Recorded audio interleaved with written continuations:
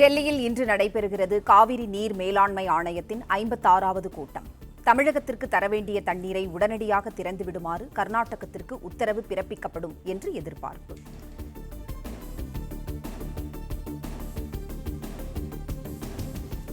சென்னை மாநகரில் மேலும் 750 தாழ்தள மின்சார ஏசி பேருந்துகளின் சேவை தலைமைச் செயலகத்தில் இன்று கொடியசைத்து தொடங்கி வைக்கிறார் முதலமைச்சர் விஜய்.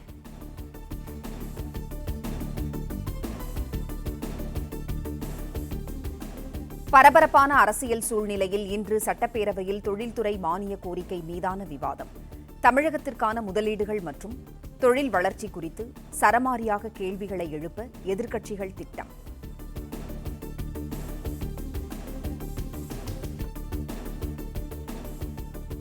ஆண்டுக்கு 3 விலையில்லா சிலிண்டர்கள் வழங்கும் திட்டம் பொங்கல் பண்டிகை முதல் அமலுக்கு வரும்.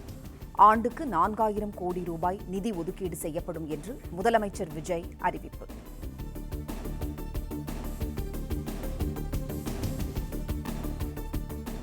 ஆண்டு வருமானம் 2.5 லட்சம் ரூபாய்க்கு குறைவாக உள்ள குடும்பங்களுக்கே 3 விலையில்லா சிலிண்டர்கள். சுமார் 1,31 லட்சம் குடும்பங்கள் பயன்பெறுவார்கள் என்று முதலமைச்சர் விஜய் அறிவிப்பு. ஆண்டு வருமானம் ரூபாய் 2.5 லட்சத்திற்கு மிகாமல் உள்ள பொருளாதாரத்தில் பின்தங்கியுள்ள குடும்பத்தினர், சிறு குறு விவசாய குடும்பத்தினர், மாற்றுத்திறனாளி குடும்பத்தினர் போன்ற சமூகத்தில் உள்ள நலிந்த குடும்பத்தினர் பயனடைவார்கள். இத்திட்டத்தினை செயல்படுத்துவதற்கான ஆயத்த பணிகள் துவங்கப்பட்டுள்ளது. இத்திட்டத்தினால் சுமார் 1,30,16,104 குடும்பங்கள் பயனடைவார்கள்.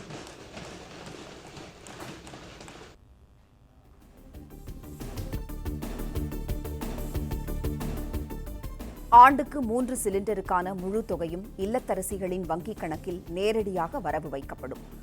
அன்னபூரணி சூப்பர் 6 திட்டத்தை செயல்படுத்துவது குறித்து சட்டப்பேரவையில் முதலமைச்சர் விஜய் விளக்கம். பொதுமக்களின் நலனை பாதுகாக்கவும் மக்களுக்கு அளித்த வாக்குறுதியை நிறைவேற்றும் நோக்கிலும் எரிவாயு சிலிண்டருக்காக செலவழிக்கப்பட்டு வரும் தொகையினை அவர்களுக்கு வழங்க அரசு முடிவு செய்துள்ளது.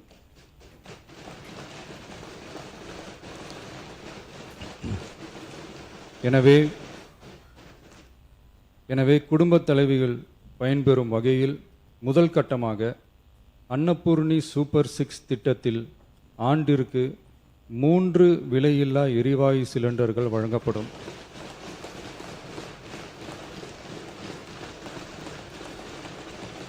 எரிவாயு சிலிண்டருக்கான விலை பயனாளிகளின் வங்கி கணக்கில் நேரடியாக வரவு வைக்கப்படும்.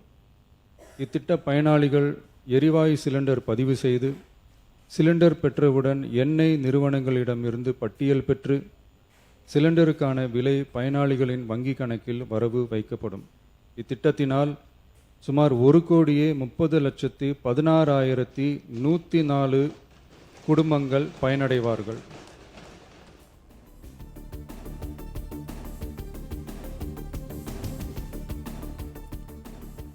மாநகர மற்றும் நகர பகுதிகளில் இயங்கும் எக்ஸ்பிரஸ், LSS, டீலக்ஸ் அரசு பேருந்துகளிலும் மகளிருக்கு கட்டணமில்லா பயண சேவை.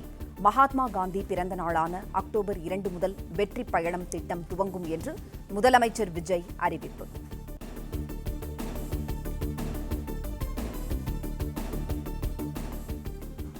மாவட்டங்களுக்கு இடையிலான மொஃபசல் எனப்படும் புறநகர் பேருந்துகளிலும் மகளிருக்கு கட்டணமில்லா சேவை. மகளிர் வெற்றி பயணம் திட்டத்திற்கு ஆண்டுக்கு 6000 கோடி ரூபாய் ஒதுக்கீடு செய்யப்படும் என்று முதலமைச்சர் விஜய் அறிவிப்பு. மகளிர் கட்டணமில்லா பயண திட்டத்தை விரிவுபடுத்தி பெருமளவில் பயனளித்திடும் விதமாக வெற்றி பயணம் என்ற பெயரில் தேசத்தந்தை மகாத்மா காந்தியடிகளின் பிறந்த நாளான அக்டோபர் 2ஆம் தேதி முதல் செயல்படுத்த அரசு முடிவு செய்துள்ளது. மாநகரம் நகரங்களில் சாதாரண பேருந்துகள் மட்டுமின்றி மாநகரம் நகர்பகுதிகளில் இயங்கும் எக்ஸ்பிரஸ், LSS, டீலக்ஸ் அரசு பேருந்துகளிலும் மகளிர் கட்டணமில்லா பயணங்கள் மேற்கொள்ளலாம்.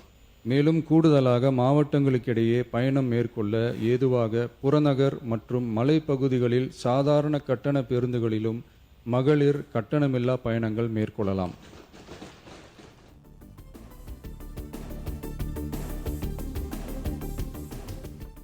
சென்னை அருகே அமைக்கப்பட இருந்த பரந்தூர் விமான நிலைய திட்டம் கைவிடப்படுவதாக சட்டப்பேரவையில் முதலமைச்சர் விஜய் அறிவிப்பு. புதிய இடங்கள் தேர்வு செய்யப்பட்டு பரிசீலனையில் உள்ளதாகவும் விளக்கம். துறை சார்ந்த வல்லுநர்கள் மற்றும் கல்வியாளர்கள் ஆகியோர்களிடம் கலந்தாலோசித்து விவசாய நிலங்கள் மற்றும் குடியிருப்புகளுக்கு பெரிய அளவில் பாதிப்பு ஏற்படாதவாறு புதிய விமான நிலையம் அமைப்பதற்கான பொருத்தமான சில மாற்று இடங்கள் தேர்வு செய்யப்பட்டுள்ளன. அவ்விடங்களில் தொழில்நுட்ப ரீதியான சாத்தியக்கூறுகளை சம்பந்தப்பட்ட துறைகள் மூலம் விரிவான ஆய்வு மேற்கொண்டு புதிய விமான நிலையத்திற்கான இடம் விரைவில் இறுதி செய்யப்படும்.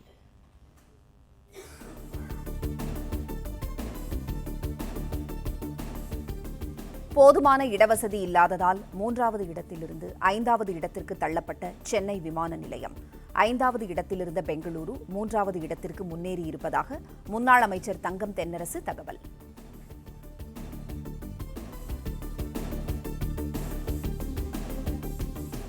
பரந்தூரில் விமான நிலையம் வரும் என நம்பி ஸ்ரீபெரும்புதூரில் ஆலைகளை துவங்கிய எலக்ட்ரானிக் நிறுவனங்கள் இனி என்ன செய்வார்கள்? தமிழ்நாட்டின் தொழில் வளர்ச்சிக்கே மிகப்பெரிய பின்னடைவு என்று தங்கம் தென்னரசு குற்றச்சாட்டு. இன்னைக்கு எலக்ட்ரானிக்ஸ் ஏற்றுமதியிலே தமிழ்நாடு மிகப்பெரிய முன்னேற்றத்தை பெற்றிருக்கிறது, முதலிடத்தில் இருக்கிறது என்று சொன்னால், அங்கே அமைந்திருக்கக்கூடிய எலக்ட்ரானிக்ஸ் தொழிற்சாலைகள் ஸ்ரீபெரும்புதூரில் வந்திருக்கக்கூடிய இந்த வளர்ச்சிக்கு அமைந்திருக்கக்கூடிய தொழிற்சாலைகளுடைய எண்ணிக்கைகள் அவர்கள் அதை தேர்ந்தெடுத்ததற்கு காரணம் அந்த பகுதியிலே எதிர்காலத்திலே ஒரு பெரிய விமான நிலையம் கிரீன்ஃபீல்டு ஏர்போர்ட் வரும் என்ற நம்பிக்கையில் தான் அவர்கள் அன்றைக்கு அந்த பகுதியை தொழிற்சாலைகளை நாம் அமைத்திருக்கிறோம். அரசாங்கம் ஒரு கொள்கை முடிவை எடுக்கிறது. ஆனால் இந்த திட்டத்தின் வாயிலாக வரவேண்டிய மிகப்பெரிய தொழில் வாய்ப்புகள் இன்றைக்கு மறுக்கப்பட்டிருக்கிறது.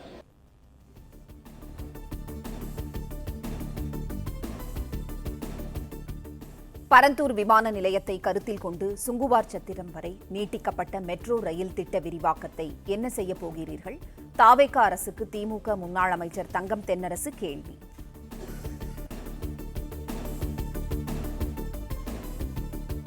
பரந்தூர் விமான நிலையத்திற்கு தேவையான 5700 ஏக்கர் நிலத்தில் 90% கையகப்படுத்தப்பட்டு விட்டது. இழப்பீடு பெற்றவர்கள், நிலத்தை கொடுத்தவர்கள் நிலைமை என்னவாகும் என தங்கம் தென்னரசு கேள்வி.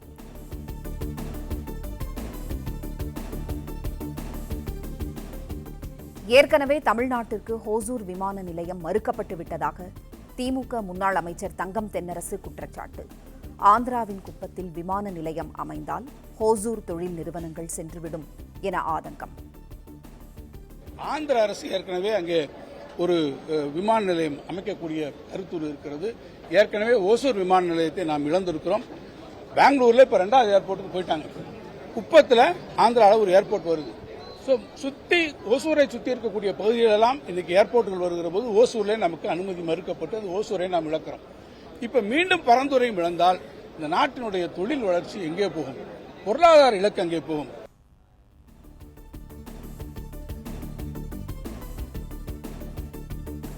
பரந்தூர் விமான நிலையத்தை கைவிடுவது தமிழ்நாட்டின் வளர்ச்சியை படுகுழியில் தள்ளிவிடும் என திமுக தலைவர் மு.க.ஸ்டாலின் எச்சரிக்கை. உலகத் தரத்திலான ஒரு விமான நிலையத்தை வேண்டாம் என மறுத்திருப்பது மாற்றமல்ல, பெருத்த ஏமாற்றம் எனவும் சாடல்.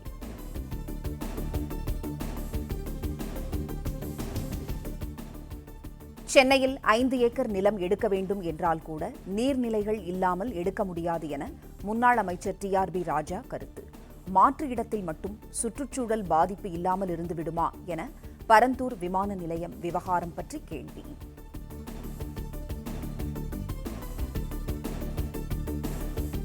சென்னைக்கு 2வது விமான நிலையம் மிகவும் அவசியம் என்பதால் அதற்கான இடத்தை விரைந்து கண்டறியுமாறு அன்புமணி வலியுறுத்தல்.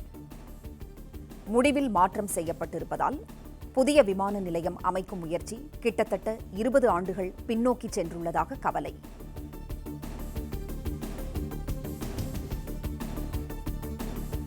பரந்தூர் விமான நிலையத்திற்காக கையகப்படுத்தப்பட்ட 1700 ஏக்கர் நிலத்தை தமிழ்நாடு அரசு என்ன செய்யப் போகிறது என அண்ணாமலை கேள்வி. புதிய விமான நிலையத்திற்கு இடம் தேர்வு தாமதமாவது மாநில முன்னேற்றத்தை 10 வருடங்கள் பின்னோக்கி இழுத்துச் சென்றுவிடும் என்றும் கவலை.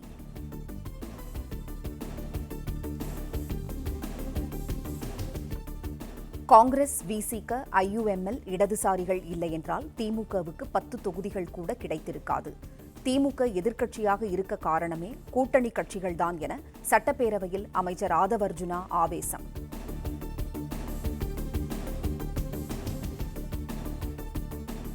சட்டப்பேரவை தேர்தலில் தனியாக நின்று 108 தொகுதிகளில் வென்றுள்ளது தமிழக வெற்றிக் கழகம்.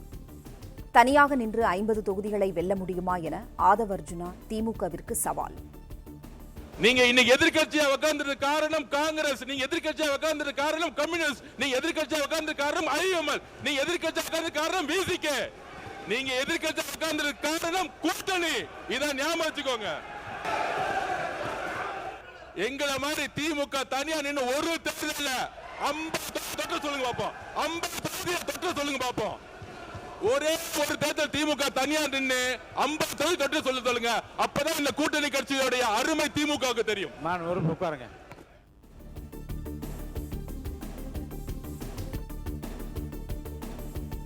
தங்கள் கூட்டணியில் இருந்த கட்சிகளின் ஆதரவுடன் தான் தாவேக ஆட்சி நடைபெறுவதாக எதிர்க்கட்சி துணைத் தலைவர் KN நேரு பதிலடி. ரோஷம் இருந்தால் தங்களுடன் கூட்டணியில் இருந்த கட்சிகளை வெளியேற்றிவிட்டு தாவேக ஆட்சியை நடத்தட்டும் எனவும் ஆவேசம். கூட்டணியில் இருந்து வெற்றி பெற்றோம் என்று அது நாங்கள் ஒத்துக்கொள்கிறோம், அதெல்லாம் ஒன்றுமில்லை. எங்களுடைய கூட்டணியில் இருந்து வெற்றி பெற்றவருடைய ஆதரவோடு தான் நீங்கள் இன்றைக்கு ஆட்சி அமைத்திருக்கிறீர்கள். அதை செஞ்சுங்க. உங்களுக்கு அவ்வளவு ரோசமா தனியா நின்னா அவரை வெளியே அனுப்பிச்சு விட்டு ஆட்சி வந்தீங்க. ஏன் வெளியே, ஏன் அவர் வந்து 80ல தோத்து போய் நின்ன போது காங்கிரஸை கை கொடுத்தது திமுக இல்லைன்னா காங்கிரஸே வந்திருக்காது. எப்படி அப்படி சொல்றது?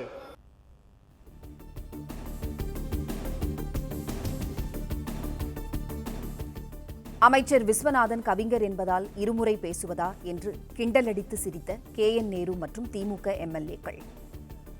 ஒவ்வொரு வார்த்தையும் அவர் கவிஞரா இருக்கலாம், அதுக்காக 2 தடவையா பதிவு பண்றது? ஒவ்வொரு வார்த்தையும் 2 தடவை எப்படிங்க? அமைச்சர் நீங்க ஒரு 2 வரியா பதிவு பண்ணா எத்தனை மணிக்கு இது முடிக்கிறது? அமைச்சர், நாங்கள் தெலுங்கர்கள் அல்ல, பச்சை தமிழர்கள் என்று பதிலடி கொடுத்த உயர்கல்வித்துறை அமைச்சர் விஸ்வநாதன். நான் கேட்கிறேன், நீங்கள் ஏதோ இந்த நாட்டிற்காக போராடியவர் போலவும், நீங்கள் ஏதோ இந்த சமூக புரட்சிக்காக வித்திட்டவர் போலவும், ஐயா மாண்புமிகு பேரவைத் தலைவர் அவர்களே, என்ன கேட்க வரீங்க? நீங்க என்ன சொல்ல வரீங்க? பேரவைத் தலைவர் அவர்களே, நான் கேட்றேன். இருங்க. மாண்புமிகு பேரவைத் தலைவர் அவர்களே, இல்ல என்ன சொல்ல வரீங்க நீங்க? நான் சொல்றது, நாங்கள் ஒண்ணும் மலையாளிகள் அல்ல, நாங்கள் ஒண்ணும் தெலுங்கர்கள் அல்ல, நாங்கள் ஒண்ணும் கன்னடர்கள் அல்ல, நாங்கள் பச்சை தமிழர்கள். பச்சை தமிழர்கள்.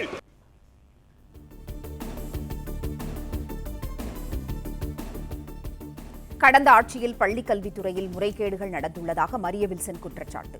திமுக ஆட்சியில் பள்ளிக் கல்வித்துறையில் கட்டாயப்படுத்தி காசு வாங்கியதற்கு தாமே சாட்சி என்றும் விமர்சனம். நிறைய இப்போ முறைகேடுகள்லாம் சொல்லிட்டு இருந்தாங்க, நிறைய பேர் மேலே வழக்கெல்லாம் போட்டிருந்தாங்க. சில இடத்துல பார்த்தீங்கன்னா கட்டாயப்படுத்தி தான் காசு வாங்கியிருக்கிறாங்க. அதில் ஒரு மிகப்பெரிய ஒரு பாதிக்கப்பட்ட ஆள் நான். கட்டாயப்படுத்தி இது வந்து நிறைய இடத்துல வந்து நான் பதிவு பண்ண விரும்புகிறேன்.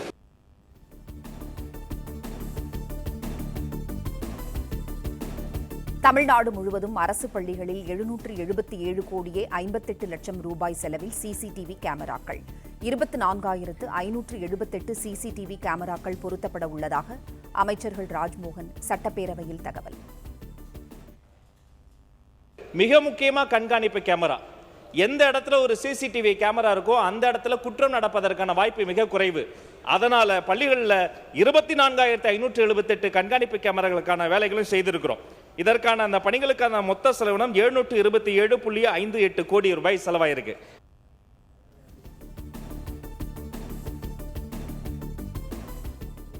அவை குறிப்பிலிருந்து சபாநாயகர் நீக்கினால் நேரலை வீடியோ உடனுக்குடன் ரீல்ஸாக மாற்றப்பட்டு செல்ல வேண்டிய இடத்திற்கு சென்று விடுகிறது. திட்டமிட்டு சென்ற ஆட்சியில், திட்டமிட்டு ஏற்கனவே இருந்த ஆட்சியில் என்று எங்களுடைய ஆட்சியை குறிப்பாக அவர் குற்றம் சாட்டுகிறார். அதை பற்றி ஒரு விளக்கம் சொல்லணும். நான் கேட்கிற பொழுது எங்களுடைய சட்டமன்ற உறுப்பினர் அதிக்கணும். நீங்க எக்ஸ்சேஞ்ச் பண்றேன்னு சொல்றீங்க, ஆனாக்கா பேசிய பேச்சு அப்படியே லைவ்ல போயிடுது. நீங்க சொல்லி புரோஜனம் இல்ல. விரைவில் அதை பற்றி ஒரு முடிவு எடுக்கலாம். அதனால என்னன்னா, அவங்க சொல்லுகிற பொழுது குற்றச்சாட்டு சொல்லுகிற பொழுது உடனே எங்களை அனுமதிச்சாதான் பதில் சொல்ல முடியும். நீங்க அவர் பின்னால சொல்லுன்றீங்க, அதுக்குள்ள ரீல் கட்டி மேல போயிடுது. ரீல் ஏவ வேலுவின் புலம்பலை பார்த்து முதலமைச்சர் விஜய் சட்டப்பேரவையில் புன்னகை.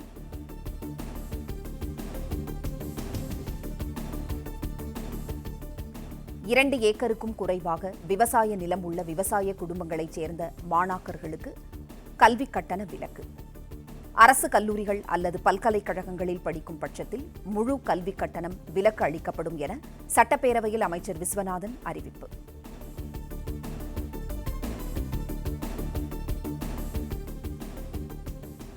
அரசு மற்றும் அரசு உதவி பெறும் பள்ளிகளில் 9 முதல் 12ஆம் வகுப்பு வரை பயிலும் மாணவர்களுக்கு புதிய விளையாட்டு உடை 81 லட்சம் ரூபாய் செலவில் அடுத்த கல்வியாண்டு முதல் வழங்கப்படும் என சட்டப்பேரவையில் அமைச்சர் ராஜ்மோகன் அறிவிப்பு.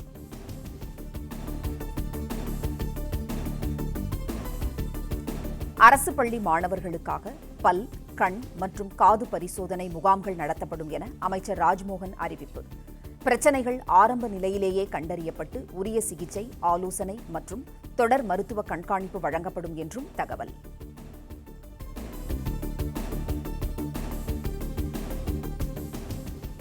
மீண்டும் உலக தமிழ் மாநாடு நடத்துவதற்கான ஆரம்ப கட்ட வேலைகள் தொடங்கப்படும். உலக தமிழர் மாநாடு நடத்த உயர் ஆலோசனை குழு அமைக்கப்படும் என்றும் அமைச்சர் ராஜ்மோகன் சட்டப்பேரவையில் அறிவிப்பு.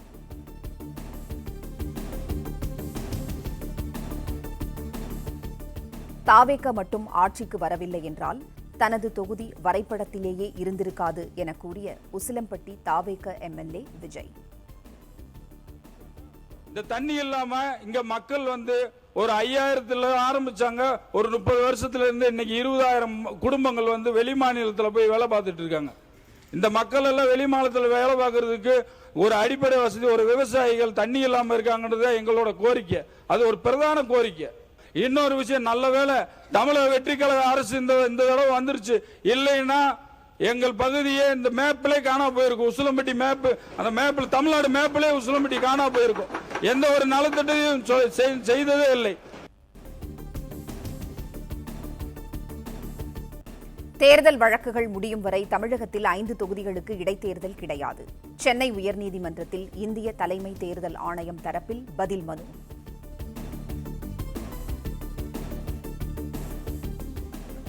கொளத்தூர் தொகுதியில் வாக்குப்பதிவு இயந்திரம் மற்றும் விவிபேட் பதிவில் குளறுபடி நடந்துள்ளதாக புகார். தாவேக எம்எல்ஏ VS பாபுவின் வெற்றியை எதிர்த்து திமுக தலைவர் மு.க. ஸ்டாலின் உயர்நீதிமன்றத்தில் வழக்கு.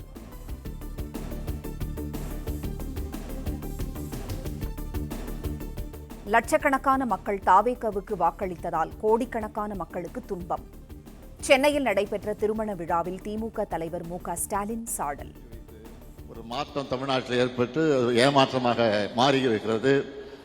லட்சக்கணக்கான மக்கள் செய்த தவறு கோடிக்கணக்கான மக்களை இன்றைக்கு துன்புறுத்தி கொண்டிருக்கிறது. இந்த நிலை மாறணும்.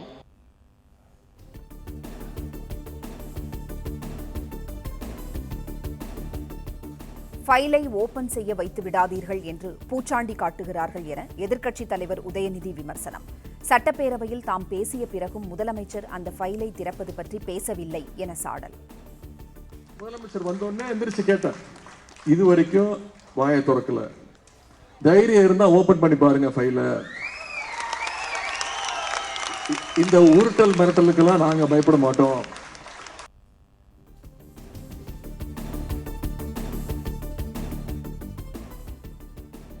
முன்னாள் அமைச்சர் சேகர் பாபு மீது தனக்கு இருப்பது கோபம் அல்ல, வருத்தம் என்று முதல் முறையாக மௌனம் கலைத்த உதயநிதி. கொளத்தூர் தோல்வியை ஏற்றுக்கொள்ள முடியுமா என்றும் திமுக தொண்டர்கள் மத்தியில் ஆதங்கம்.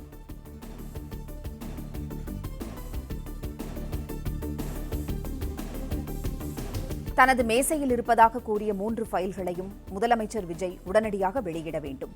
தாமதிப்பதோ எதிர்க்கட்சிகளை அச்சுறுத்துவதோ பொருத்தமான செயல் அல்ல என்று சிபிஎம் மாநில செயலாளர் சண்முகம் வலியுறுத்தல். எதிர்க்கட்சியினரை அச்சுறுத்துவதைப் போல இது என் கையில் இருக்கு அப்படின்ற முறையில் அவர் சொன்ன விதம் என்பது பொருத்தமானதல்ல. உண்மையிலேயே சம்பந்தப்பட்ட துறைகளில் ஊழல் முறைகேடு நடந்திருக்கிறதுக்கான ஆதாரங்கள் இருந்தால் உடனடியாக சட்டப்படியாக நடவடிக்கை எடுப்பதற்கு தமிழ்நாடு முதலமைச்சர் அவர்கள் தாமதமில்லாமல் நடவடிக்கை எடுக்க வேண்டும் என்பதை மார்க்சிஸ்ட் கம்யூனிஸ்ட் கட்சியின் சார்பில் வற்புறுத்துகிறார்.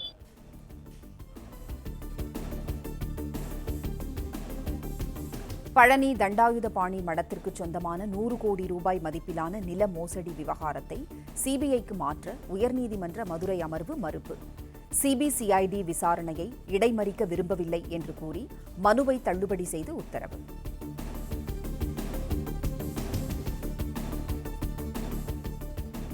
அமைச்சர் கீர்த்தனாவை சுட்டிக்காட்டி வைரலான வீடியோவில் இருப்பது தான் என்று மலேசியாவைச் சேர்ந்த இளம்பெண் விளக்கம். ஆடை அணிவதில் நாகரீகத்தை மீறியதாக கிளம்பிய கருத்துகளால் மனமுடைந்ததாக வேதனை. என் பேர் வினோஷா. நான் மலேசியாவில் வேலை செய்கிறேன். அதுக்கு ஏற்றப்பட்டு நான் ட்ரெஸ் பண்ணிட்டு போகிறேன். நான் என்ன அப்படி அதில் டீசெண்டாக ட்ரெஸ் பண்ணல அப்படின்னு எனக்கு தெரியல. அது ஒரு பர்சன் எடுத்து ஒரு அமைச்சர், இந்தியாவில் இருக்கிற ஒரு மினிஸ்டர் நினைக்கிறேன், அவங்கள ரேட்டட் பண்ணி அந்த வீடியோவில் போட்டிருக்காங்க. அவங்க போட்ட காரணம் அமைச்சர் இந்த மாதிரி ஒரு ட்ரெஸ் போடலாமா அப்படின்ற ஒரு காரணம். ஃபர்ஸ்ட் ஆஃப் ஆல் அந்த வீடியோவில் இருக்கிற பர்சன் நானே, அவங்க மினிஸ்டர் கிடையாது. ஸோ அந்த வீடியோ போஸ்ட் பண்ண பர்சனுக்கு சொல்கிறேன், we are already taking necessary action. தமிழ்நாட்டிற்கு காவிரியிலிருந்து உரிய நீரை திறக்க கர்நாடகாவுக்கு என்ன பிரச்சனை என உச்சநீதிமன்றம் கேள்வி. விகிதாச்சாரப்படி கிடைக்க வேண்டிய நீர் கிடைக்கவில்லை என தமிழ்நாடு அரசு வாதம்.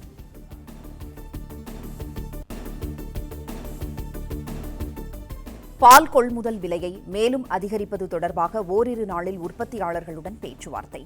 உடனடியாக போராட்டத்தை கைவிடுமாறு தமிழக அரசு வலியுறுத்தல். காவிரியில் தமிழ்நாட்டிற்கு வினாடிக்கு 9000 கன அடி நீரை கர்நாடகா திறக்க வேண்டும். அடுத்த 15 நாட்களுக்கு நீரை திறக்க காவிரி நீர் ஒழுங்காற்று குழு பரிந்துரை. திருவள்ளூர், வேலூர், மதுரை உள்ளிட்ட தமிழ்நாட்டின் 9 மாவட்டங்களில் இன்று மிதமான மழைக்கு வாய்ப்பு. கோவை, நீலகிரி உள்ளிட்ட மேற்கு தொடர்ச்சி மலை மாவட்டங்களிலும் கனமழை பெய்யக்கூடும் என்றும் வானிலை ஆய்வு மையம் தகவல்.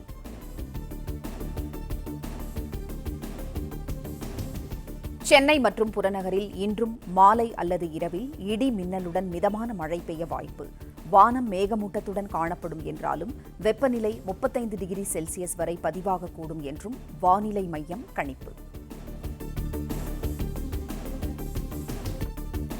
சென்னை மற்றும் புறநகரில் பரவலாக நேற்று இரவும் மிதமான மழை பெய்ததால் தாழ்வான இடங்களில் தண்ணீர் தேங்கி மக்கள் சிரமம்.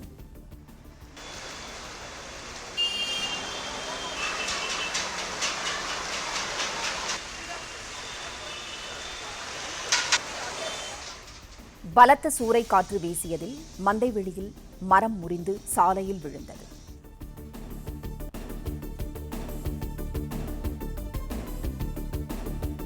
சென்னை மற்றும் புறநகர் பகுதிகளில் இரவில் பலத்த காற்றுடன் திடீரென பெய்த கனமழை காரணமாக விமான சேவைகள் பாதிப்பு. 9 விமானங்கள் தரையிறங்க முடியாமல் நீண்ட நேரம் வானில் வட்டமடித்த நிலையில் 11 விமானங்கள் சுமார் 1 மணி நேரம் வரை தாமதமாக புறப்பட்டன.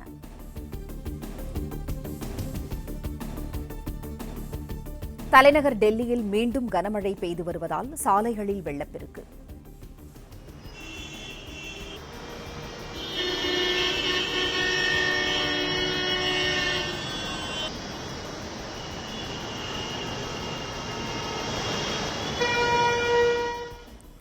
கடும் போக்குவரத்து நெரிசலால் முக்கிய சாலைகளில் ஊர்ந்தபடியே சென்ற வாகனங்கள்.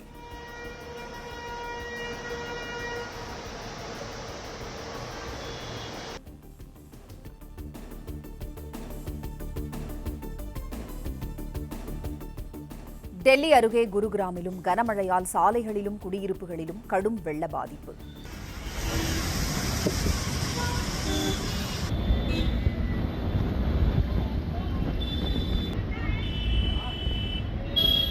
இயல்பு வாழ்க்கை பாதிக்கப்பட்டுள்ளதால் மக்கள் அவதி. பிளே ஸ்டோர் மற்றும் ஆப் ஸ்டோரில் இருந்து பாலிமர் செயலியை QR கோடு மூலம் பதிவிறக்கம் செய்யுங்கள். செய்திகளை உடனுக்குடன் பெறுங்கள்.